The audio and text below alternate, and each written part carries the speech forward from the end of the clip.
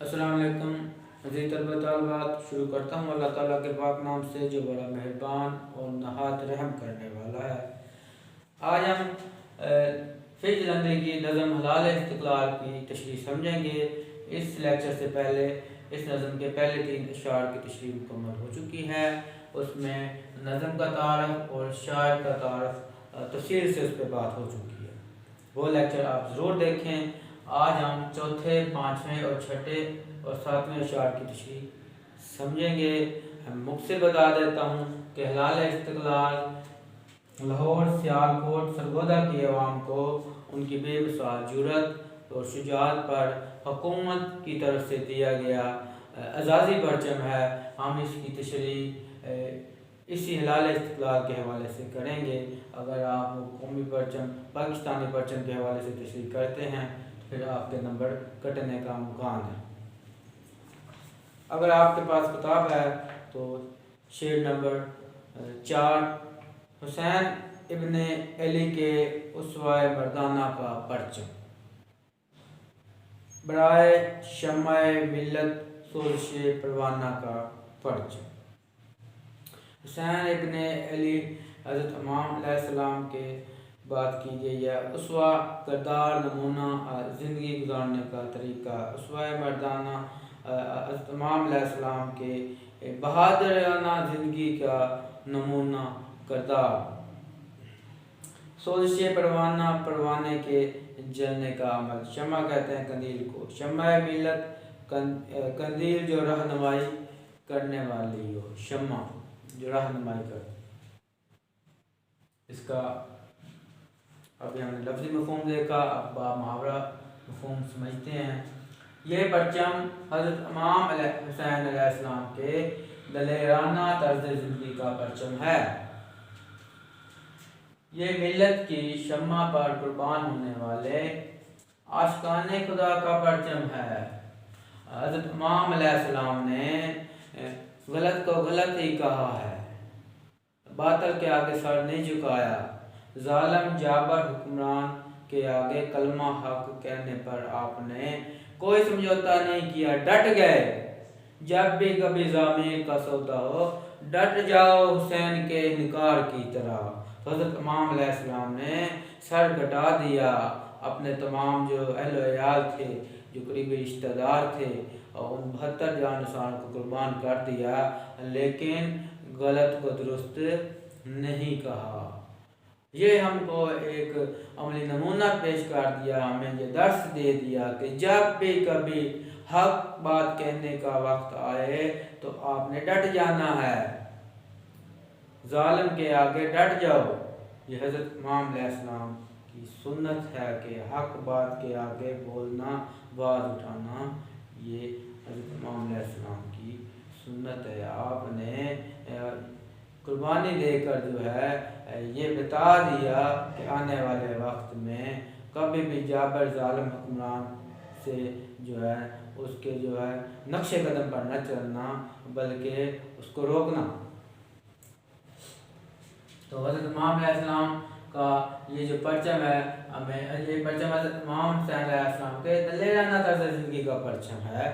تو ہم مسلمانوں نے یہ جو ہمارا پرچم ہے یا پاکستانی پرچم ہے، یہ بھی جو ہے شجاعت کا درس دیتا ہے کہ ہم جو ہے کبھی بھی اس کو جو ہے مغلوب نہ ہونے دیں، اس ملک پر آنچ نہ آنے دیں، ڈٹ جائیں جو بھی ہمارے خلاف سازش کرے اسلام، کیونکہ یہ پاکستان جو ہے اسلامی ملک ہے، اسلام کے نام پر بنا ہے اور باقی تمام اسلامی ممالک کی بھی قیادت کرتا ہے۔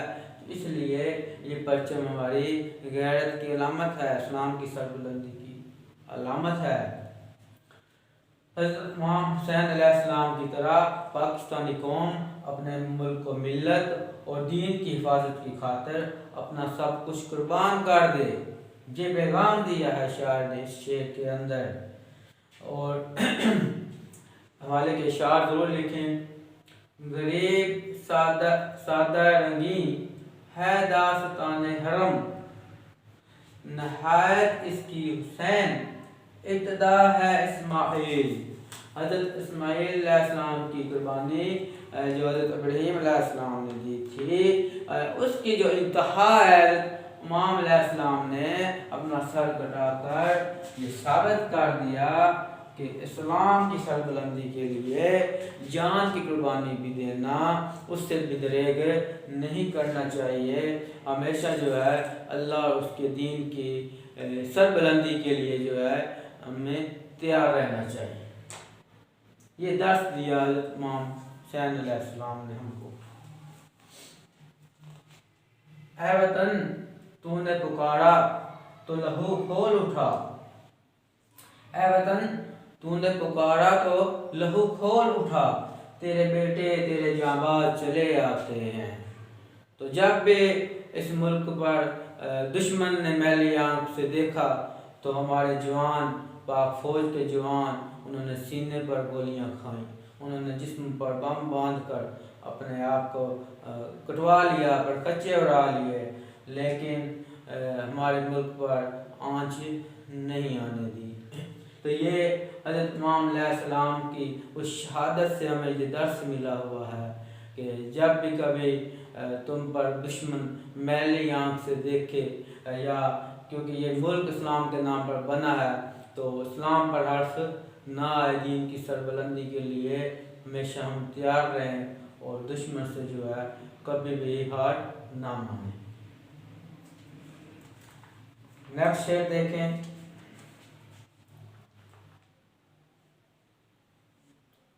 محمد ابن قاسم کے صحابہ جود کا پرچم، یہ طارق کا صلاح الدین کا محمود کا پرچم۔ بہت ہی خوبصورت شعر اور بہت خوبصورت تلمیحات کا استعمال کیا ہے شاعر نے اس میں۔ تو صاحب کہتے ہیں بادل کو جود سخاوت، تو اس میں محمد بن قاسم، طارق بن زیاد، صلاح الدین ایوبی اور محمود غزنوی کا ذکر ہے۔ ایک سے زیادہ تلمیحات کا ذکر آیا ہے، تو آپ کو میں نے پہلے بھی بتا دیا تھا کہ تلمیح جس میں کسی قول، واقعہ، حدیث، کہانی، ضرب المثل یا کسی قرآنی آیت یا کسی تاریخی واقعے کی طرف اشارہ ہوتا ہے تو اس کو تلمیح کہا جاتا ہے۔ اور جب شعر میں تلمیحات کا استعمال ہوتا ہے تو ضروری ہے کہ ہم اس تلمیح سے متعلق وہ واقعہ اگر تفصیل سے نہیں تو مختصر ضرور بیان کریں۔ تو اس کا لفظی اور اب آپ محاورہ ترجمہ دیکھیں۔ یہ محمد بن قاسم کی سخاوت کا پرچم ہے، یہی پرچم طارق بن زیاد رحمۃ اللہ علیہ، صلاح الدین ایوبی رحمۃ اللہ علیہ اور محمود غزنوی رحمۃ اللہ علیہ کے عظیم کارناموں کا پرچم ہے۔ محمد بن قاسم آپ جانتے ہیں کہ 17 سالہ جوان جو دیبل کے راستے جو ہے سندھ پہنچا، اس راجہ دہر کو شکست دینے کے لیے، کیونکہ جب مسلمانوں کا ایک قافلہ اس کی سرحد سے گزرا تو وہاں کے بحری قزاقوں نے لوٹ لیا، اور حجاج بن یوسف نے جب کہا کہ ان ڈاکوؤں کو ہمارے حوالے کیا جائے، ہمارے قیدی رہا کیے جائیں، تو اس نے کوئی اچھا جواب، مناسب جواب نہ دیا، کہا کہ وہ میرے بس سے باہر ہے، اگر تم لے سکتے ہو تو لے لو۔ تو یہ جواب سن کر جو ہے پھر ایک مسلمان کے لیے ضروری تھا کہ وہ جس عورت نے آواز لگائی تھی اور جو قیدی بنائے ہوئے تھے اس نے عورتیں اور بچے، تو پھر غیرت ایمانی جاگی، اور اس کی توقع نہیں تھی راجہ دہر کی کہ اتنی دور سے یہ مسلمان یہاں پہ آئیں گے، تو پھر محمد بن قاسم کو بھیجا سالار بنا کر، اور تاریخ میں اس کی عمر کے بارے میں اختلاف ہے، کچھ 17 سال، 21 سال اور کچھ 27 سال تک بھی بتاتے ہیں۔ بہرحال محمد بن قاسم وہاں آیا اور اس کو شکست دی، اور وہاں پر جو ہے اپنے کردار سے، عمل سے وہاں کے لوگوں کو جو ہے اپنا بنا لیا۔ وہ آپ کے بہت سے لوگ جو نچلی ذاتوں کے تھے وہ بھی دار اسلام میں بھی داخل ہو گئے، ان لوگوں نے بھی آپ پر جو ہے کوئی تنقید نہ کی، کیونکہ وہ وہاں پہ جو عہدے رکھنے والے لوگ تھے آپ نے ان کو وہاں بحال رکھا اور ان کے کوئی لوٹ مار نہیں کی، تو اس سے متاثر ہوئے اور آپ کو جو ہے پسند کیا، اور وہاں پر محمد بن قاسم جتنا عرصہ بھی رہے وہ اس سے مطمئن رہے اور مسلمانوں کے کردار سے جو ہے وہ بہت متاثر ہوئے۔ اس کے بعد طارق بن زیاد یہ اندلس گئے، وہاں پر انہوں نے سمندر کے راستے بحری کشتیوں کا ایک پل بنایا، اور کشتیوں کا پل بنا کر یہ وہاں سے جب پہنچے تو وہاں پہ پھر سلار نے کہا کہ ہمیں واپسی کے لیے بھی اپنا راستہ رکھنا چاہیے۔ تو پھر طارق بن زیاد نے جب دیکھا کہ فوج میں کچھ لوگ ابھی تھوڑی تعداد ہونے کے باعث مڑ کے دیکھتے ہیں کہ ہمیں واپس اگر دشمن پر غالب نہ آ سکے تو کیسے جائیں گے، تو آپ نے ایک تاریخی جملہ کہا کہ برن دا بوٹس، کشتیوں کو جلا دو، کیونکہ جو کشتیوں کو جلاتے ہیں وہ پھر پیچھے مڑ کر نہیں دیکھتے، تو آپ نے کشتیوں کو آگ لگوا دی۔ تو سلار نے کہا کہ یہ تو کوئی مصلحت نہ ہوئی، اگر دشمن ہم پر جو ہے غالب آ گیا تو ہم پھر واپس کیسے جائیں گے، غیر کی زمین پر ہیں۔ تو طارق بن زیاد نے اپنی تلوار زمین میں گھونپ دی اور کہا ہم کس کے ہیں، اللہ کے، یہ زمین کس کی ہے، اللہ کی۔ تو پھر آپ نے کہا کہ اب ایک ہی راستہ ہے، ڈو اینڈ ڈائی والی بات ہوگی، مرنا ہے یا مارنا۔ واپسی کا راستہ نہیں تھا، اس کے سپاہیوں نے پھر بڑے ہی شجاعت کے ساتھ لڑائی کی اور وہ فتح یاب ہو گئے اندلس۔ اس کے بعد صلاح الدین ایوبی بھی وہ عیسائیوں کے لیے جو ہے نا ایک بہت ہی بڑی طاقت تھا، اور اس کا ایک بڑا نام تھا، وہ اس سے بہت خوفزدہ ہوتے تھے، اور یہ صلیبی جنگوں کا ہیرو مانا جاتا ہے۔ تو صلاح الدین ایوبی نے بھی بیت المقدس کو آزاد کروایا اور تاریخ میں اپنا ایک مقام اور نام پیدا کیا۔ اس کے بعد محمود غزنوی، انہوں نے ہندوستان پر 17 حملے کیے، اور پھر آخر میں جو ہے کاٹیا واڑ کے مقام پر سومناتھ کا جو مندر تھا وہ بھی فتح کر لیا، اور جب وہاں پہ پہنچے تو وہاں کے پنڈت نے کہا کہ یہ جو بڑا بت ہے اس کو نہ گراؤ، اسے توڑ لو، ہم اس کے بدلے تمہیں سونا چاندی اور جتنا تم مال و زر کہتے ہو اور تمہیں دیتے ہیں۔ تو محمود غزنوی نے کیا ہی تاریخی جملہ کہا کہ میں بت شکن ہوں، بت فروش نہیں، دین کی سربلندی کے لیے کیا ہے۔ تو وہی بات کہ شہادت ہے مطلوب و مقصود مومن، نہ مال غنیمت نہ کشور کشائی۔ تو مال و دولت کا کوئی لالچ نہیں تھا، بلکہ آپ نے کہا کہ میں تو توحید کا پرچار کرنے آیا ہوں، ایک اللہ تعالیٰ کے دین کی سربلندی کے لیے آیا ہوں۔ تو ان سے متعلق تلمیحات میں آپ کچھ واقعات جو ہے مختصر کر کے ضرور بتائیں گے تاکہ آپ کو جو ہے اچھے سے اچھے نمبر ملیں۔ ایک اور بات کہ جہاد نہ کرنا مسلمانوں کے زوال کا اب سبب بنا ہوا ہے۔ جب تک مسلمانوں نے جہاد کیا ان کا ایک مقام رہا، روج رہا، اور جہاد سے دوری ہونے کے باعث اب مسلمان جو ہے ذلت کا شکار ہوئے ہیں، اور جگہ جگہ جو ہے مسلمان جو ہے وہ اغیار کے غلام بنے ہوئے ہیں۔ تو مسلمانوں پر یہ وقت کیوں آیا، اس کی وجہ کیا ہے؟ یہی ہے کہ ان کی آپس کی نااتفاقیاں ہیں، آپس کے جھگڑے ہیں، تو جس کی وجہ سے یہ امت جو ہے اب وہ فرقہ بندی کا شکار ہو گئی، اور اللہ اور اس کے رسول کے احکامات کو پس پشت ڈال دینے کی وجہ سے آج مسلمان جو ہے وہ پستی میں ہے۔ نیکسٹ شعر دیکھیں جی، والے کے شعر ضرور لکھنے ہیں آپ نے۔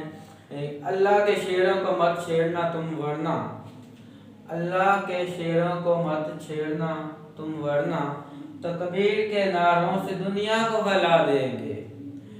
اب صرف تکبیر کا نعرے کی بات نہیں ہے، بلکہ اس اسلامی نظام کو نافذ کرنے کی بھی بات ہے کہ مسلمان جو ہے وہ اللہ کے راستے میں نکلے اور اللہ دین کی سربلندی کے لیے کام کرے۔ اللہ تعالیٰ فرماتا ہے قرآن مجید میں تمہیں کیا ہو گیا ہے کہ جنگ کے لیے اپنے گھوڑوں کو تیار نہیں رکھتے۔ آج کے جدید دور میں جدید ایٹمی میزائل، جدید ٹیکنالوجی، یہ چیزیں ہونا وقت کی ضرورت ہیں۔ اللہ تعالیٰ نے بھی اس کے بدل ارشاد فرما دیا کہ اپنے گھوڑوں کو تیار رکھو۔ آج پاکستان جو ہے ایٹمی ملک ہے، یہ اللہ تعالیٰ کا کرم ہے، اللہ تعالیٰ کی رحمت ہے۔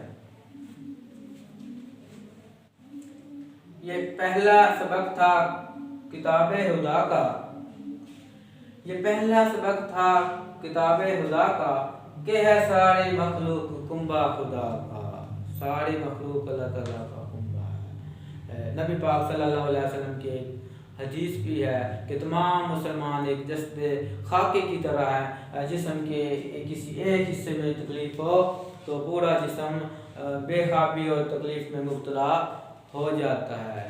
تو مسلمان دنیا کے کسی بھی کونے میں ہو، کسی بھی جگہ ہو، تو باحیثیت مسلمان کلمہ پڑھنے کی وجہ سے، ایک خدا کو ماننے کی وجہ سے آپس میں بھائی بھائی ہیں، ایک قوم ہے، اس لیے وہ ایک مسلمان کو دوسرے مسلمان کی مدد ضرور کرنی چاہیے۔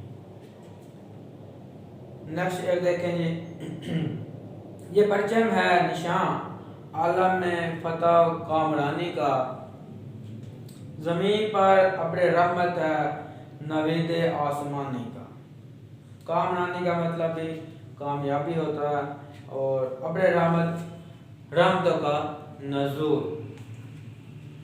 یہ پرچم دنیا میں رحمت اور خوش قسمتی کی علامت ہے۔ زمین پر اس کی حیثیت رحمت کے بادل جیسی ہے، اور یہ خدا کی طرف سے خوشخبری ہے۔ اس شعر میں بھی جلندی نے پاکستانی پرچم کو تمام اسلامی اقوام کا نمائندہ قرار دیا ہے۔ بلا تخصیص رنگ و نسل یہ پرچم خوشخبری کی حیثیت رکھتا ہے کہ یہ پرچم دنیا میں رحمت اور خوش قسمتی کی علامت ہے۔ پاکستان کا مرز وجود میں آ جانا کوئی اتفاق نہیں تھا، اور وہ بھی علماء کرام کہتے ہیں کہ 27 رمضان کی رات تھی، تو یہ اللہ کی طرف سے تھا کہ یہ ہونا تھا، پاکستان کا وجود ہونا تھا، اور یہ اللہ تعالیٰ کے رازوں میں سے ایک راز ہے، اور اس پر اللہ تعالیٰ کی رحمت کے سائے ہیں، اس میں کچھ شک نہیں ہے۔ کیونکہ اگر ہم پاکستان کی تاریخ پڑھتے ہیں تو جس طرح کے نااہل حکمران آئے تو حیرانگی ہوتی ہے کہ اس کے باوجود یہ ملک جو ہے بڑی جو ہے جانفشانی کے ساتھ جو ہے اور بڑی ترقی کر رہا ہے۔ مرحلہ وار ٹھیک ہے، اس میں خامیاں ہیں بہت کچھ، لیکن اللہ تعالیٰ نے اس کو بہت سے وسائل سے مال بھی کیا ہوا ہے، اور اتنے نااہل حکمران ہونے کے باوجود بھی یہ ملک ایٹمی طاقت بھی بن گیا ہے۔ تو اس میں کچھ شک نہیں ہے کہ اللہ تعالیٰ کی طرف سے ہے، اس پر رحمت کے سائے ہیں۔ اور ایک اور بات کہ اللہ تعالیٰ کا یہ بھی کرم ہے کہ کفار کے دلوں میں، غیر مسلموں کے دلوں میں مومن کا ڈر خوف بٹھا دیا گیا ہے۔ تو اس لیے جب بھی جنگ ہوتی ہے تو آپ دیکھ لیں 1965 کی جنگ میں دیکھ لیں دشمن کے پاس کتنا زیادہ ساز و سامان تھا، کتنے زیادہ ٹینک تھے سیالکوٹ میں جو ٹینکوں کی جنگ ہوئی، لیکن اس کے باوجود مسلمان جو ہے وہ غالب آ گئے، اور بری بحری اور فضائی تمام جو ہے جنگوں میں جو ہے مسلمانوں نے جو ہے ایک شجاعت کا جو ہے مظاہرہ کیا، بہادری دکھائی ہماری فوج نے، بری بحری اور زمینی جنگ تینوں میں ہم نے جو ہے دشمن کو جو ہے وہ چھٹی کا دودھ یاد دلوا دی۔ تو بہت سے تاریخ میں واقعات ملتے ہیں کہ جب پاکستانی اور انڈیا کے فوجیوں کو آمنا سامنا ہوتا تھا تو پاکستانی فوج کے جوان جب نعرہ تکبیر کہہ کر آگے بڑھتے، نعرہ حیدری کہہ کر آگے بڑھتے، تو ان کے بہت سے سپاہیوں کے دل دہل جاتے، اور وہ بہت سے تو وہیں گر جاتے تھے خوف سے، اور اللہ تعالیٰ نے ان کے دلوں میں مسلمانوں کا ڈر، روب اور خوف بٹھا دیا ہے۔ حوالے کے اشارات ضرور دیکھیں۔ یہ پرچم ہے صدا جس نے لگائی کامرانی کی، یہ پرچم ہے صدا اس نے لگائی کامرانی کی، زمین پر ایک نشانی ہے نوید آسمانی کی۔ تو اللہ تعالیٰ کی طرف سے اللہ تعالیٰ کی رحمت ہے اس ملک پر کہ یہ مرض وجود میں آیا، اور وہ بھی 27 کی شب تھی، علماء کرام بتاتے ہیں۔ تو یہ اس ملک کا مرض وجود میں آنا کوئی اتفاق نہیں ہے، بلکہ یہ اللہ تعالیٰ کی طرف سے ہے۔ آخر شعر کی تشریح سمجھتے ہیں۔ یہ پرچم ہے روایات عظیم الشان کا پرچم، یہی پرچم ہے استقلال پاکستان کا پرچم۔ روایات کہتے ہیں اقدار کو، عظیم الشان قدر و منزلت والا، استقلال پختگی۔ یہ پرچم ہماری عظیم الشان روایات کا مظہر ہے، نشان ہے۔ یہی پرچم ملک عزیز کی مضبوطی اور عزم و استحکام کا پرچم ہے۔